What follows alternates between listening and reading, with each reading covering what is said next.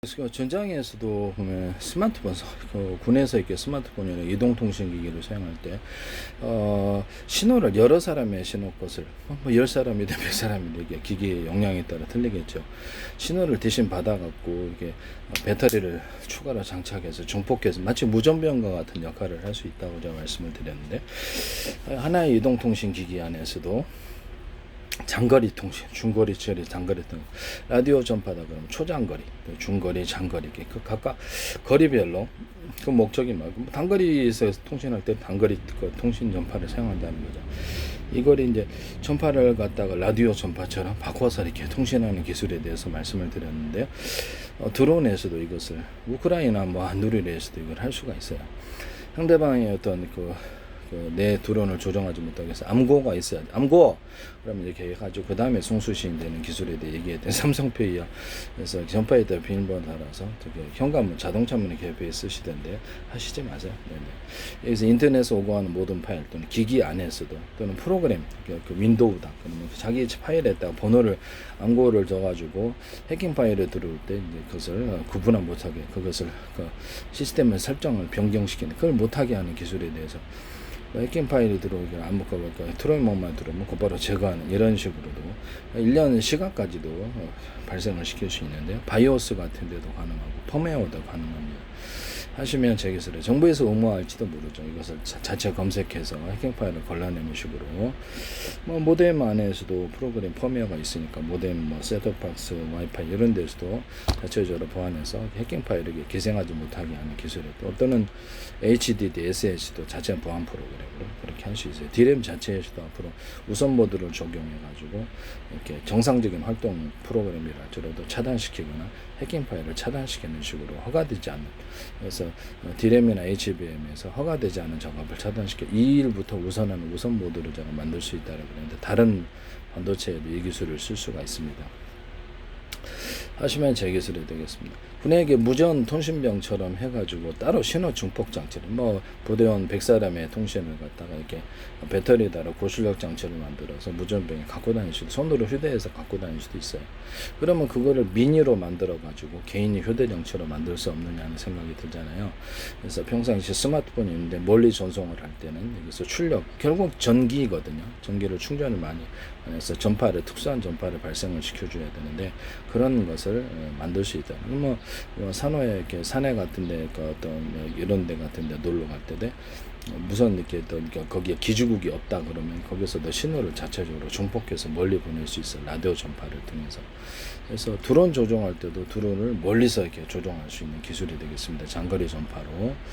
저주파 하나로 이렇게 통신 이렇게 정보를 담을 수 있는 게 용량이 제한되어 있다. 그럼 저주파 10개로 통신한다는 거죠. 또는 서로 다른 방향의 저주파를 묶어서 쏘는 방식으로 해서 통신.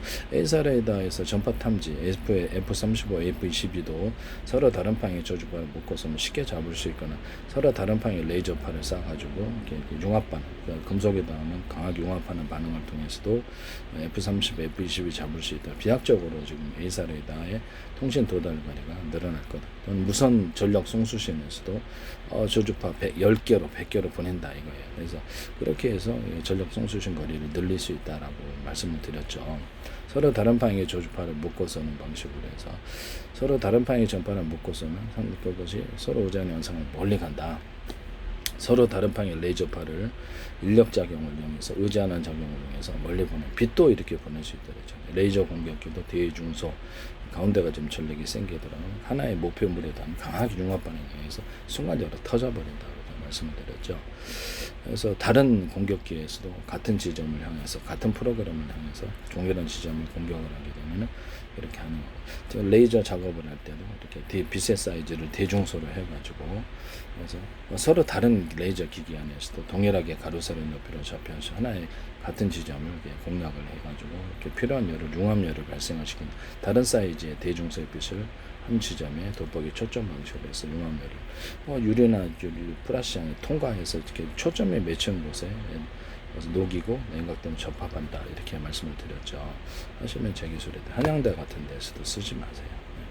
서로 다른 레이저 기기 안에서도 가능하다. 레이저 공격기 같은 데께서도 빛의 사이즈를 대중소하거나 같은 프로그램을 동일한 것을 열에다가 뭉쳐서 쏘면은 그래서 비싼 그 고가의 어떤 레이저 기기를 동원한 레이저 공격기를 동원하지 않고도 여러 개가 10개가 하나로 뭉쳐갖고 그것을 도달할 수 있다. 10개가 그냥 다구리 치는 거죠. 그렇게 해가지고 하거나 빛의 사이즈를 대중소 틀린 빛을 만들어 놓으면 강하게 융합한다.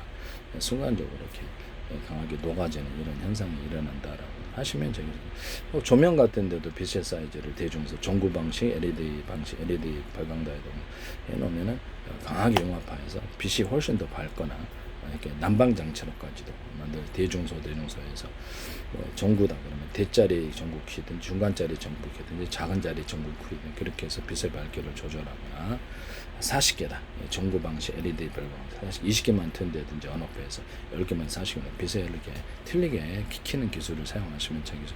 앞으로 전 세계 LED 발광 다이오드 방식, 전구 방식이 이 방식을 사용할 수 있습니다.